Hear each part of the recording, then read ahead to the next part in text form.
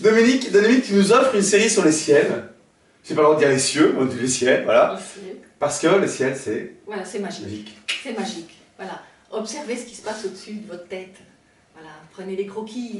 Croquis photo, donc on va Croquis partir sur une photo photo. perso que tu as prise toi-même. Voilà. Vous allez voir en gros plan et puis vous pourrez aller chercher.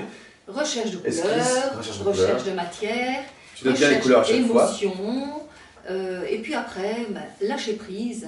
Mais dans la technique que moi je vous propose, donc humide sur humide, la difficulté n'est pas d'ordre technique, elle est d'ordre émotionnel, Ouais, de sensation. C'est un mélange. Voilà, c'est un mélange, une liberté éduquée. On y va, allez, éduque-nous. Alors Dominique, comme d'habitude, tu nous présentes le matériel? Voilà, donc les couleurs que je vais employer aujourd'hui pour un ciel d'été matinal, au ciel du Nord, c'est le bleu de cobalt, le bleu outre-mer, le bleu Windsor vert, la terre d'ombre naturelle et une petite pointe de carmin pour former nos gris colorés que je vais vous expliquer tout à l'heure. Les pinceaux? Alors le pinceau, voilà, le spalter qui est super souple, classique, le petit gris, le pinceau avec des petits, voilà, des petites coupures qui est intéressant pour faire certains graphismes, et les deux pinceaux martre Kolinsky pour leur dynamisme, pour sculpter dans la matière. Donc voilà, matériel simple. J'ai mis un petit collant de masquage autour pour, voilà, pour cadrer une fois que vous avez fini. On ne sait jamais que vous fassiez, je vous le souhaite, un beau chef-d'œuvre. Pour travailler le ciel, il faut observer ce qui se passe au-dessus de votre tête, évidemment. Toutes les ambiances doivent essayer d'être captées. Donc c'est une histoire, quand on travaille dans le grand humide, comme moi, la difficulté n'est pas d'ordre... technique. La technique, bon, elle va être assimilée un peu à la fois, mais c'est surtout une histoire d'émotion, de sensation, d'anticipation pour savoir ce que vous allez essayer de rendre l'âme de votre ciel. Voilà, je mouille ma feuille. Vous pouvez la mouiller dans la bassine pendant 5-6 minutes si vous voulez. Ici, pour la rapidité de la vidéo, je ne mouille qu'un seul côté. Voilà, mon papier est miroir, la surface est très humide, donc c'est le moment dans cette étape du cycle de l'eau de placer vos valeurs. Donc je vais commencer pour mon ciel d'été matinal par placer mon bleu de cobalt et mon bleu d'outre-mer, mais je ne vais pas garder de blanc réserve puisque mon papier est totalement humide. Qu'est-ce que je vais faire? Je ne vais pas aller mettre les couleurs les plus fortes de mon ciel là évidemment où il y aura les nuages blancs. Dans le cycle de l'eau, quand vous allez balancer, évidemment, la couleur va vouloir aller là où vous n'avez pas envie forcément. Donc, par retrait, vous allez réouvrir après les nuages. Mais au départ, voilà, on fait attention quand même au sens de votre... Dès le départ, dès le départ, je donne le mouvement. Je donne le mouvement. Dès le départ, vous pensez au mouvement que vous voulez donner et aux sensations. Voilà. Voilà, n'ayez pas peur des couleurs.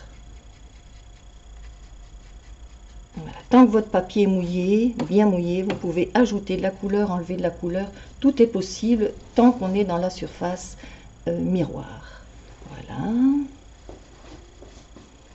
Donc ici, pour assombrir un tout petit peu, qu'est-ce que j'ai mis? Bon, pour former mes gris, je prends mon bleu de cobalt, je prends mon carmin, une petite pointe de terre d'ombre naturelle et je forme ainsi des gris à tendance un peu mauve brunâtre.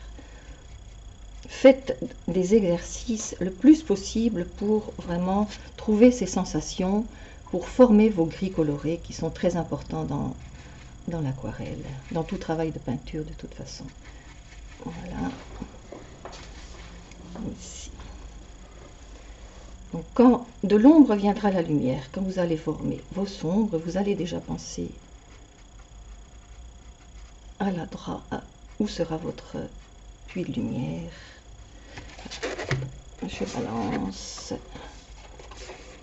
je fais fuser les pigments, j'observe, je ne suis pas trop pressée. Patience, patience. Vous le savez. Oui, tu me le répètes à chaque fois. Je le répète toujours, mais c'est vraiment la base de l'aquarelle dans l'humide. C'est à la fois un jeu d'énergie et de retenue.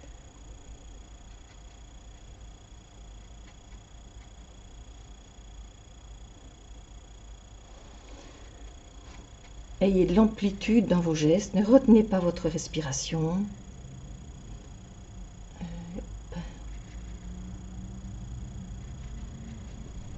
La martre, là, tu le fais à la martre. Voilà, Oui. Donc un pinceau un peu plus graphique, plus nerveux.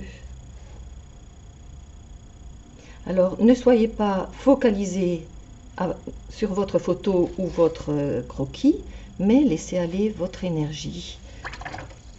Et un peu à la fois, vous allez arriver à capter directement la sensation que vous avez envie de rendre pour votre travail. Alors, bien pomper les côtés, parce que tous ces côtés-là qui s'agglutinent vont faire des auréoles sur votre travail. Et les auréoles sont toujours belles quand elles sont volontaires. Mais c'est aussi pour ça qu'on aime l'aquarelle, c'est pour tous ces petits accidents dont il faut tirer parti parfois, et qui sont la beauté de la vie de l'aquarelle. Alors, patience, patience. Alors, vous voyez que cette partie-là est encore très humide, alors que celle-ci commence à sécher. J'ai pas envie qu'elle sèche si vite. Eh bien, je continue. Je réhumidifie à certains endroits pour continuer mon cycle d'eau.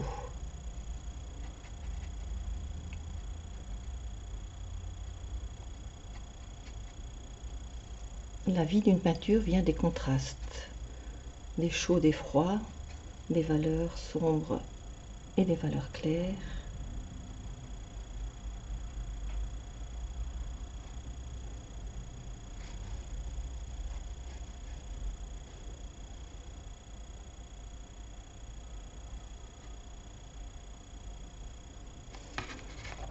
Alors, à vous seul de décider à quel moment votre travail vous semble abouti. Ça, personne ne peut le dire à votre place. C'est déjà magnifique, mais est-ce que... Mais ça va bouger, ça va bouger. Est-ce que c'est ce que tu as en tête, voilà. Voilà. Alors, est-ce que c'est ce que j'ai en tête? Moi, je travaille mes ciels jusqu'à ce que j'en ai un qui me fasse vibrer. Voilà. Je peux travailler toute une journée les ciels et rien ne sortira peut-être. Alors que parfois, en 5 minutes, même pas, voilà, je vais en sortir un super. Qu'est-ce qui fait que l'émotion du moment?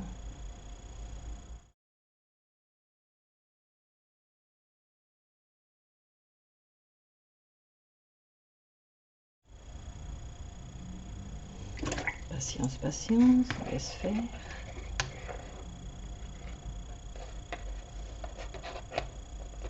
Alors pourquoi j'incline comme ceci? Voilà, parce que je ne veux pas que la couleur aille dans cette partie très, très claire.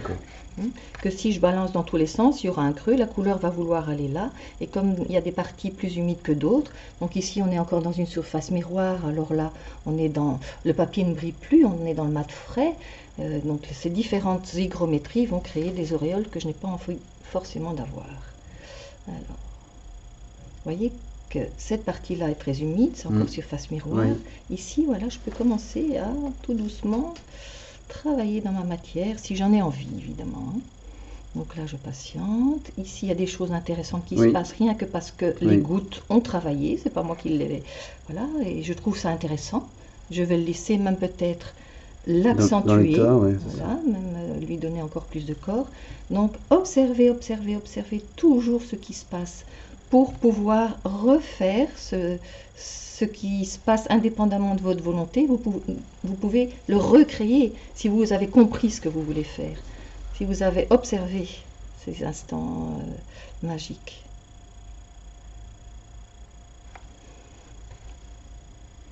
Donc je dis toujours que l'aquarelle dans l'humide, c'est une liberté éduquée.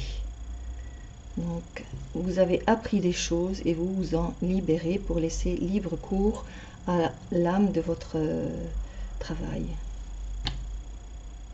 Attention ici, les auréoles. Vous voyez que ça forme des auréoles. Pompez, pompez.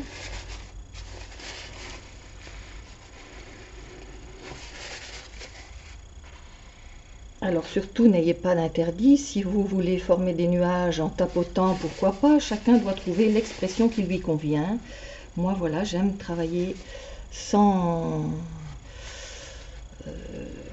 voilà, rien que moi et mon pinceau. Voilà, patience. Vous voyez ce pinceau ici, qui a des petits poils très distants l'un de l'autre, donc c'est comme si on l'avait taillé. Et bien ce pinceau vous permet de donner des petits effets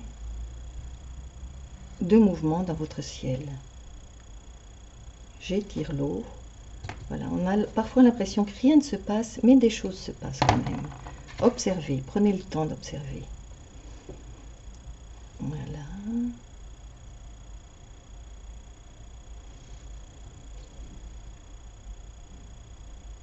Au plus vous observerez le ciel, au plus vous découvrirez des couleurs que vous n'imaginiez même pas. Des verts, des rouges, des orangés profonds parfois.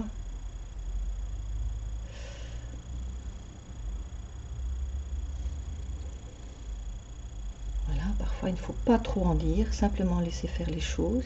Parfois il faut au contraire accentuer certaines choses.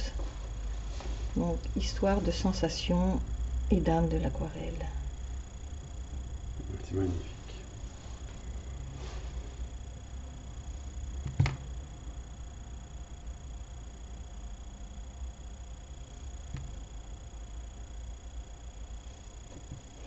Voilà, regardez les beaux gris colorés qui se forment presque tout seuls. J'ai pas envie d'y toucher. Voilà, j'ai envie de laisser ça tranquille. Ouais, alors voilà, hop, pas trop humide.